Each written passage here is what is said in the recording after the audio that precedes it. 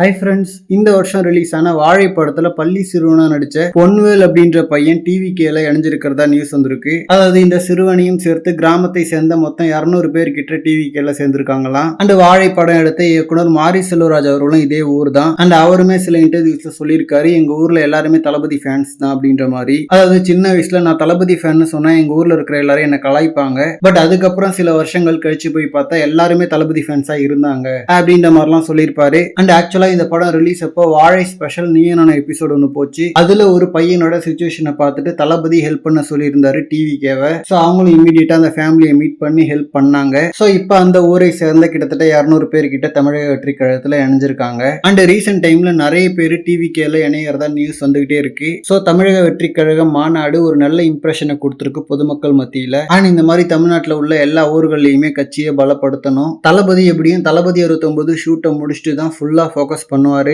So அதனால இப்போதைக்கு அந்தந்த ஊர்கள்ல இருக்கிற மாவட்ட தலைவர்களோட கையில தான் எல்லாமே இருக்கு. ஏன்னா என்னதான் கட்சியோட தலைவர் தளபதியா இருந்தாலும் எல்லா ஊர்கள்ல இருந்தும் ஓட்டு வரணும்னா அந்த ஊர்ல இருக்கிற கட்சி பொறுப்பாளர்கள் கையில தான் எல்லாம் இருக்கு. ஓகே ஃப்ரெண்ட்ஸ், போக போக இன்னும் எல்லாரும் ஃபயரா இறங்குவாங்க அப்படின்ற நம்பிக்கை இருக்கு. ஸோ வெயிட் பண்ணி பார்க்கலாம். அண்ட் இந்த மாதிரி தளபதி பத்தின ஹாட்டான அப்டேட்ஸ்க்கு நம்ம விஜய் ஃபோர்ட் சேனலை சப்ஸ்கிரைப் பண்ணுங்க. தேங்க்யூ.